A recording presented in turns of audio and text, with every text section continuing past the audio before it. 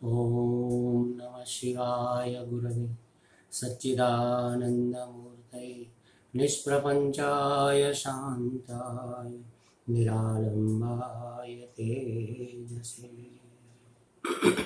हरिओम प्रभु जी। आज के इस प्रश्न परिषद में आप सबका स्वागत है। आज का प्रश्न महाबलेश्वर मुंबई से भारती चंदीरामानी जी का है।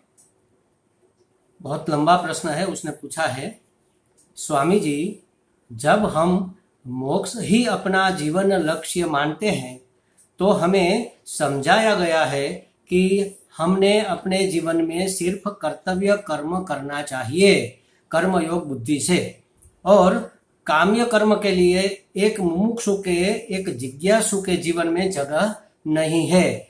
क्या यह सही है?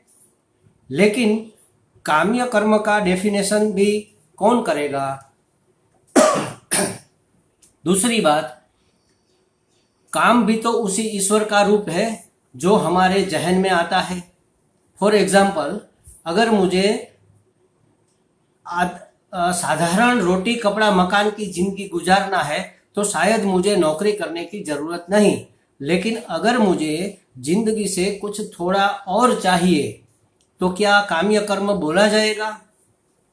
और आगे उसने ऐड किया है, मेरा नौकरी करने का एक मोटिवेशन सोशल इंटरेक्शन भी हो सकता है, कारण घर में बैठ के हमारा विजन लिमिटेड हो जाता है, और working teach me people skills and is also a way of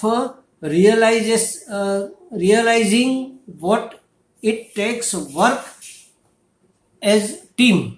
कहने का मतलब उसका ये है कि समूह में सहकारिता से जो काम किया जा सकता है वो हमें सीखने को मिलता है, लोगों की स्किल हमें समझ में आती है, हमारे अंदर स्किल डेवलप होती है।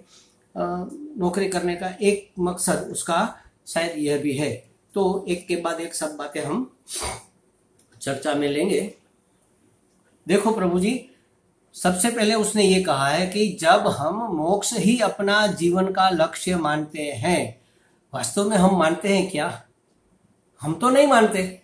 शास्त्र ने कहा है कि हमें जीवन का लक्ष्य मोक्ष ही समझना चाहिए, तो शास्त्र ने गलत तो कहा नहीं है। क्यों गलत नहीं कहा है? हम जाने अनजाने, चाहे हम मानते हो या न मानते हो, चाहे हम जानते हो या न जानते हो, हमारे जीवन का लक्ष्य मोक्ष ही है। मोक्ष का मतलब क्या? सभी समस्याओं से छुटकारा। कौन नहीं चाहता? देखो, सभी दुखों से छुटकारा, सभी अज्ञानता से छुटकारा, सभी भय से छुटकारा, सभी दुख से छुटकारा, सभी पराधीनता से छुटकारा, सभी लघुता से छुटकारा, लघुता ग्रंथि से, सभी, एक वाक्य में कहे तो सभी अपूर्णताओं से छुटकारा। मतलब कि हम परिपूर्ण होना चाहते हैं, मतलब कि हम आनंद में, अखंड आनंद में रहना चाहते हैं, मतलब कि हम अमर होना चाहते हैं। तो इसी को तो मोक्ष कहते हैं। मोक्ष का मतलब है सभी अनगिनत समस्याओं से छुटकारा। और ये समस्या कैसी है? जो हमने मान रखी है, वास्तव में है नहीं। वास्तव में होता तो उसका निरसन हो ही नहीं सकता। ये वास्तविकता नहीं है। ये जगत, ये पराधीनता, ये परिच्छिन्नता, ये परवशता, ये दुख, ये वास्तविक शास्त्र कहता है। हमें अनुभव नहीं है, कोई बात नहीं। शास्त्र कहता है, एक नहीं अनेक शास्त्र कहते हैं, अनेक सदगुरुओं ने कहा है, अनेक ऋषियों ने कहा है, अनेक महात्माओं ने कहा है। वो गलत क्यों कहेंगे? उसका इंटेंसिव क्या हो सकता है? जो बड़े बड़े ऋषि हो गए वो ऐसे लल्लू पंजू नहीं थे, कोई भिखारी नहीं थे, घर छोड़कर भागे, भोजन नहीं मिल रहा था, भिक्षा मांगकर खाएंगे, कहीं शेल्टर मिलेगा तो पड़े रहेंगे, ऐसे नहीं थे। बुद्ध देखो, महावीर देखो, वो धनवान राजकुमार थे, सभी सुख उसके पास था, फिर भी छोड़कर क्यों भागे? क्यों सब छोड़ दिया? ये जानने के लिए कि वास्तव में हमारा स्वरूप क्या है, हम अपने आप को अपूर्ण मानते हैं, है क्या? तो इसी समस्या का समाधान जहां मिल जाए उसी को कहते हैं मोक्ष।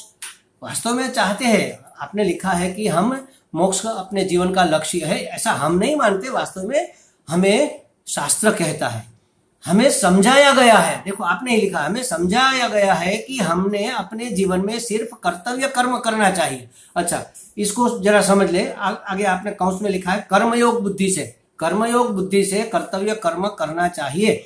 अच्छा, कर्तव्य कर्म क्या है? कर्तव्य कर्म का मतलब है, कर्तव्य माने जो करने योग्य है, जो करने योग्य नहीं है वो कर्तव्य नहीं है, करने योग्य है वो करो, तो इसको कहेंगे कर्तव्य कर्म। अच्छा, वो कैसे करना है? निष्काम कर्मयोग बुद्धि से। कर्मयोग का मतलब ही निष्काम हो गया।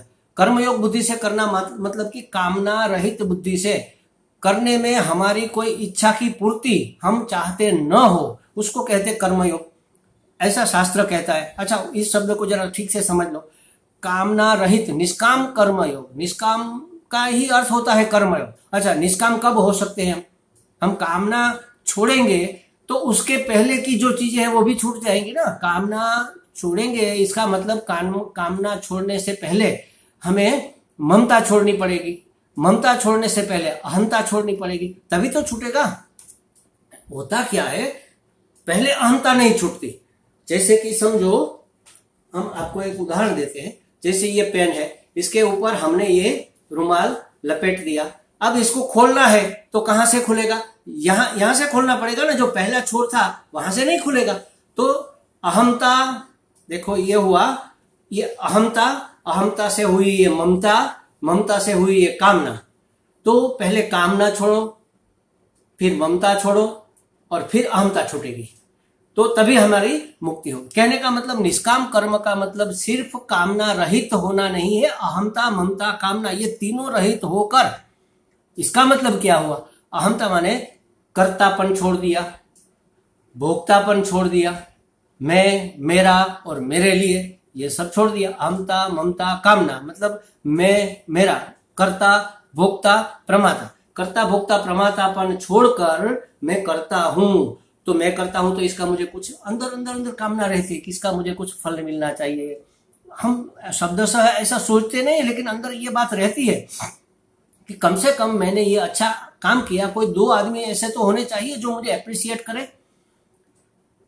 ये है कामना, ये है फल की इच्छा।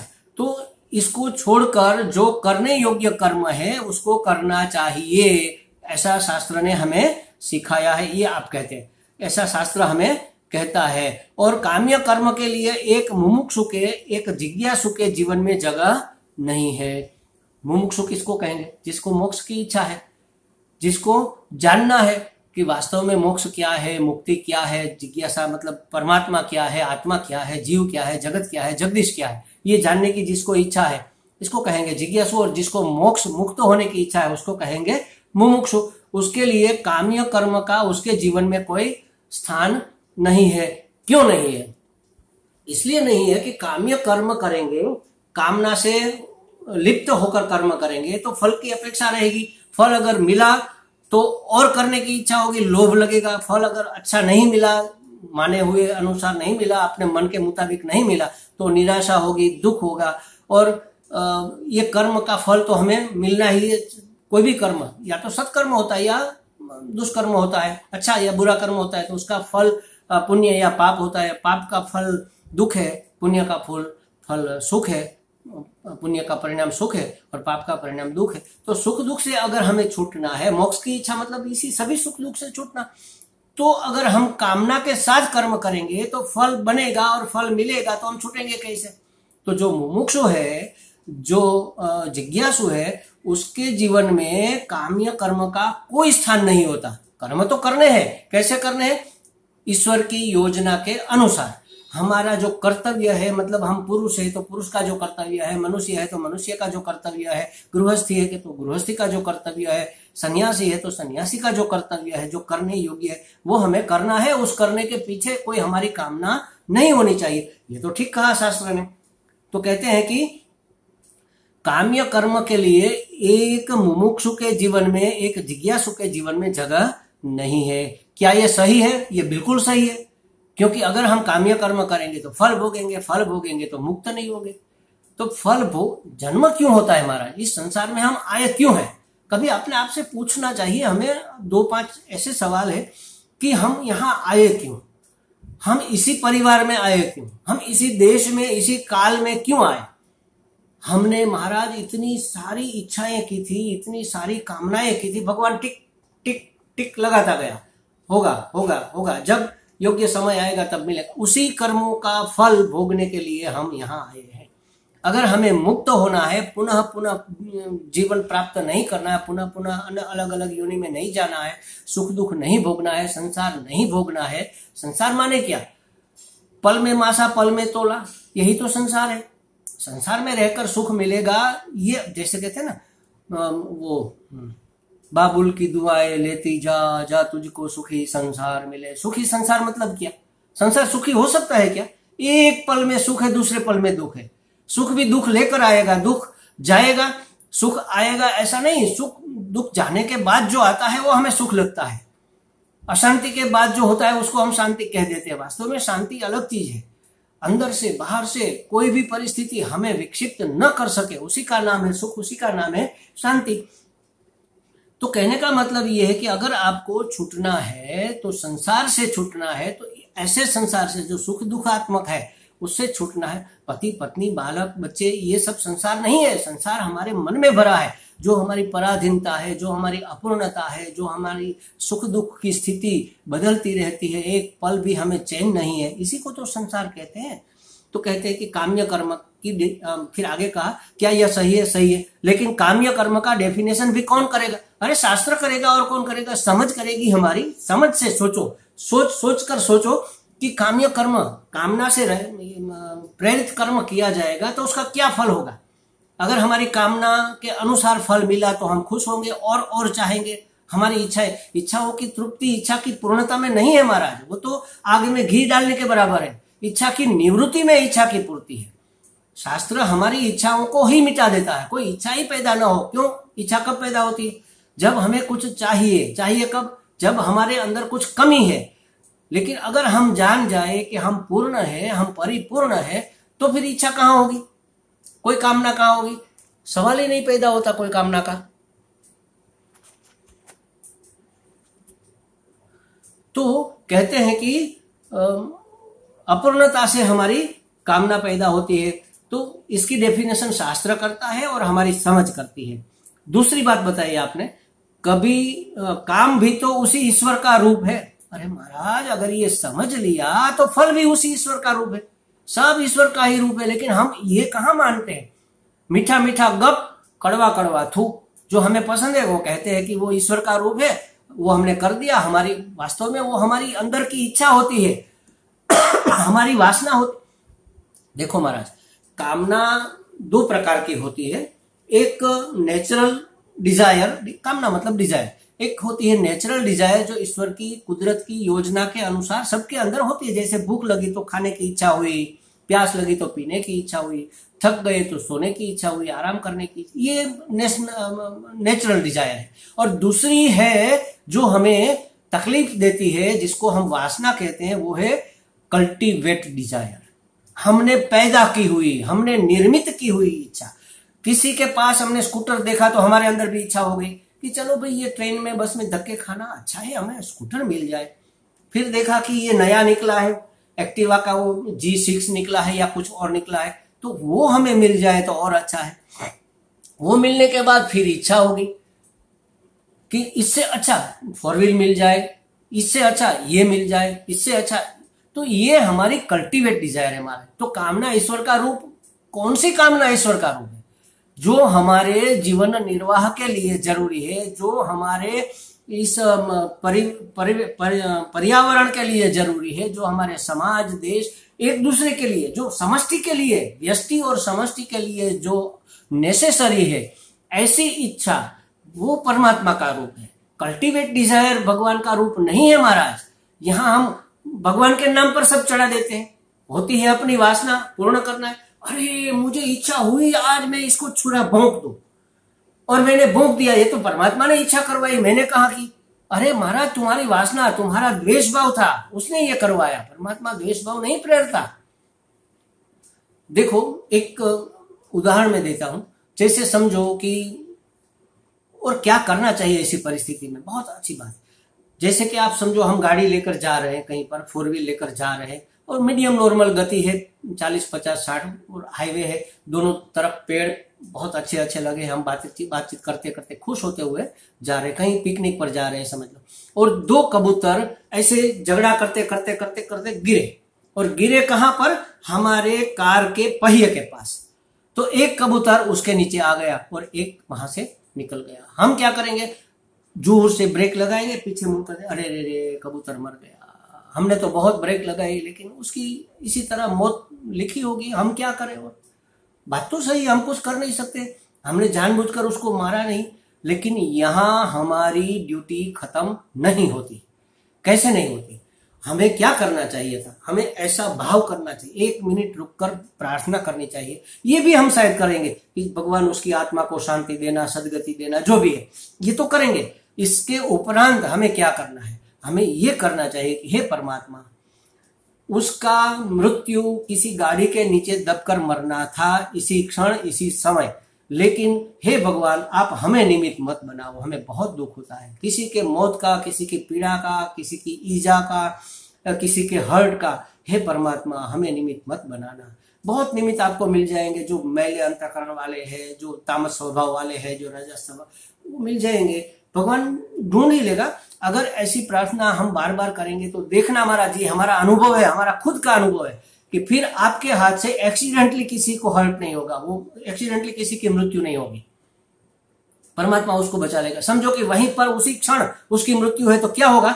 अचानक आप कुछ ढूंढने जाएंगे, आपकी गाड़ी की गति धीमी होगी और दूसरी गाड़ी आपको क्रॉस करके आगे जाएगी और उसके नीचे वो आके मरेगा, और आपको पता भी नहीं चलेगा कि कोई ऐसी घटना घट गई। आपके अंतःकरण में कोई दुख भी नहीं होगा, आपकी ऐसी भावना भी नहीं बनेगी। तो हमें परमात्मा से प्रार्थना करनी चाहिए। तो ये है, देखो भगवान ने हमें ये प्रेरणा नहीं दी है कि आप फास्ट गाड़ी भगाओ, आपके पैर के नीचे कबूतर को आकर मरना है। ये उसकी प्रेरणा, उसकी योजना तो होती है, लेकिन वो निमित्त किसको बनाता है? हमारे भाव के अनुसार हम निमित्त बनते हैं, किसी के सुख के, किसी के दुख के। हमारे अंदर सद्भाव है तो हम हमेशा पूरी समष्टि के सुख के निमित्त बनेंगे, और हमारे अंदर दुर्भाव है तो पूरी समष्टि के लिए हम दुख का कारण बनेंगे। महाराज एक शब्द भी हमारे मुंह से बुरा निकलेगा, हम मानेंगे कि हमने गुस्सा किया किसी एक के ऊपर, उसको गाली दे दी, तो हमने उसी एक के ऊपर गुस्सा नहीं किया, उसी एक को गाली नहीं दी महाराज, पूरी समष्टि को गाली दी है, पूरी समष्टि के ऊपर गुस्सा किया। क्यों? इसका इफेक्ट पूरी समष्टि में होगा, पूरी समष्टि में। जैसे कोई एक इच्छा, कोई एक कार्य करने के लिए हमारे स्वामी जी कहते हैं पूरी समष्टि काम में लगती है। 1 कप चाय पीना है हमें, तो क्या बात है, इसमें दूध निकाला, पत्ती निकाली, गैस चालू करके पी ली। कहां समष्टि का हमने उपयोग किया? चाय कहां से आई? किसी बगान में किसने पैदा की? कितने मजदूर उसमें काम करते थे? उसका सहकार था, परमात्मा का, प्रकृति का सहयोग था, योग्य समय पे बारिश मिली, हवा मिली, धूप मिली, और फैक्ट्री में गया, फैक्ट्री में कितने कारीगरों ने ये सब काम किया, कितनी मशीनरी बनी, वो मशीनरी कहां से आई? खदान में से लोखंड निकला, लोखंड कहां से? देखो महाराज पूरी समष्टि आपके 1 कप चाय के लिए काम करती है, तो आपका एक कर्म पूरी समष्टि को इफेक्ट करता है। तो कहने का मतलब ये है कि ये तो परमात्मा का रूप है, ऐसी बात नहीं। काम भी ईश्वर का रूप नहीं है महाराज। काम जो नेचुरल डिजायर है वो ईश्वर द्वारा प्रेरित है। हमारे जहन में जो आता है वो हमने कल्टीवेट किया हुआ है, हमने निर्मित किया हुआ है, वो काम ईश्वर की योजना के अनुसार नहीं है। फॉर एग्जाम्पल, आपने एग्जाम्पल दिया है कि साधारणतः रोटी कपड़ा मकान की जिंदगी गुजारनी है तो शायद हमें नौकरी करने की जरूरत नहीं है, तो भी कुछ ना कुछ तो करना पड़ेगा। भिक्षा मांग के आप थोड़ी खा सकते हैं, या तो आपको सन्यासी बनना पड़ेगा, उस आश्रम में आपको छूट मिलती है। लेकिन अगर मुझे जिंदगी से कुछ थोड़ा चाहिए का मतलब ही तो कामना हो गया महाराज। तो क्या काम्य कर्म बोला जाएगा? बिल्कुल ही बोला जाएगा। जिंदगी से हमें अगर कुछ भी चाहिए कब? जब हम मानते हैं कि हमारे अंदर ये कमी है, हमें ये चाहिए, तब हमारी कमी पूर्ण होगी, तब हमें अनुकूलता और प्रतिकूलता भी हमारी मानी हुई मान्यता है। जैसे थोड़ी सी गर्मी है तो ये बहुत प्रतिकूल है, पंखा शुरू कर दो, एसी शुरू कर दो, ये हमारी। और कोई महात्मा गुफा में बैठा है, पसीने तरबतर हो रहा है, उसके मन पर कोई असर नहीं। मैं ये नहीं कहता कि हम दुख भोगे, हम कष्ट भोगे, हम प्रतिकूलता को भोगे, लेकिन ये कामना है महाराज, ये तो बिल्कुल कामना है। काम्य कर्म बोला जाएगा, जरूर बोला जाएगा। अगर हमें जिंदगी से कुछ चाहिए और उसके लिए अगर हम कुछ करते हैं तो ये काम्य कर्म है। और आगे आपने लिखा है, नौकरी करने का मेरा एक मोटिवेशन सोशल इंटरेक्शन भी हो सकता है। क्या जरूरत है, ये भी जरूरत है ना महाराज, सोशल इंटरेक्शन भी हमारी जरूरत है। हमें कुछ कमी है, हमें कुछ चाहिए, कुछ भी चाहिए तो मतलब कामना है। इंटरेक्शन भी कामना है मेरे हिसाब से। और घर बैठे विजन लिमिटेड हो जाएगा, किसने कहा ये लिमिटेड? कौन सा विजन लिमिटेड? हमारा सोशल विजन लिमिट। और इतने साल हो गए, हम 50 साल के हुए, 55 साल के हुए, 60 साल के हुए, आज तक हमने सब इंटरेक्शन तो किया है ना। हमारा विजन तो ब्रॉड है ही, इतना तो ब्रॉड, इससे ज्यादा ब्रॉड करने की जरूरत नहीं है महाराज। जो एक गुफा में बैठकर तपस्या करता है और जिन्होंने ये शास्त्र मतलब जिसके अंतःकरण में ये शास्त्र प्रकट हुए, उसका विजन कितना बड़ा है। वसुधैव कुटुंबकम, सारी समष्टि, सारी सृष्टि, सारी पृथ्वी मेरा ही परिवार है। ये विजन आपको लिमिटेड लगता है क्या? ये लिमिटेड विजन है। ये किसने कहा है? जो सोशल वर्कर थे उसने कहा है क्या? किसी ऋषि ने कहा है, किसी महात्मा ने कहा है। जो अकेले में रहता है, जो एकांत का सेवन करता है, जो अपने साथ रहता है, और महाराज अपने सिवा और कुछ है ही नहीं। जो मिलेगा बाहर से कुछ भी नहीं मिलेगा, सब अपने अंदर से मिलेगा। ये मैं ये नहीं कहता कि आप सामाजिक कार्य मत करो, नौकरी मत करो, आप जरूर करो, लेकिन इसके पीछे ये हेतु योग्य नहीं है, ये हेतु ठीक नहीं है। आप करो, बस आपके प्रारब्ध में कर्म के अनुसार, ऋणानुबंध के अनुसार जो लिखा होगा वो होता जाएगा, बस करते जाओ। उसके पीछे कोई आप ये विजन ब्रॉड करने की भी अपेक्षा नहीं होनी चाहिए महाराज। किसी चीज की आप पूर्ण है, आपको किसी चीज की जरूरत नहीं है। ये पारमार्थिक में बात कर रहा हूं, व्यवहार सत्ता में आपको जो चाहिए आप कर सकती हो। और पीपल का स्किल और टीम वर्क, ये सब हमें सहायक होगा। ये सब व्यवहार सत्ता की बातें हैं और हम बात कर रहे हैं परमार्थ सत्ता की। अगर आपने मान लिया कि मैं बिल्कुल पूर्ण हूं, परिपूर्ण हूं, मुझ में कोई कमी नहीं है, मुझे कुछ नहीं चाहिए, तो फिर कोई कामना नहीं होगी, तो कोई कुछ करने की जरूरत भी नहीं होगी। तो महाराज ये इतने सारे सवाल हमारे हर एक के मन में ये पैदा होते हैं। इसीलिए मैं कहता हूं कि महाराज आप पूछो। इस प्रश्न परिषद आपकी समस्याओं की चर्चा करने के लिए। देखो, मैं किसी को समाधान नहीं दे रहा हूं, मैं सिर्फ समस्या की चर्चा कर रहा हूं, जिससे कि आपके अंदर एक समझ पैदा हो और वही समझ आपकी समस्याओं का समाधान करेगी। तो इसलिए सबसे मेरी रिक्वेस्ट है, कहीं ना कहीं प्रश्न तो हर एक को होते हैं, बहुत सारे होते हैं, लेकिन आप संकोच क्यों करते हैं? ये कभी सोल्व नहीं होगा अगर आप संकोच करेंगे। पूछो महाराज, किसी के प्रश्न से के जवाब में से अगर कोई प्रश्न जागा है तो वो भी आप पूछ सकते हो। तभी ये हमारा प्रश्न परिषद कार्यक्रम चालू रहेगा। मुझे लगता है बहुत ज्यादा चर्चा हो गई। भारती जी को बातें समझ में थोड़ी बहुत हम मानते हैं कि आ गई होगी। अगर और भी कोई समस्या है तो आप हमें जरूर पूछो। और भी साधक सब, मुझे तो लगता है कि इतने प्रश्न होने चाहिए, आने चाहिए कि उसके लिए एक एक वीक का वेटिंग पीरियड हो जाए। आज है 2-3 दिन का तो कोटा आ गया है हमारे पास, फिर भी हम चाहते हैं कि कोई ना कोई प्रश्न हम तक पहुंचे। हमें व्हाट्सएप करके आप जरूर भेजो। हरिओम।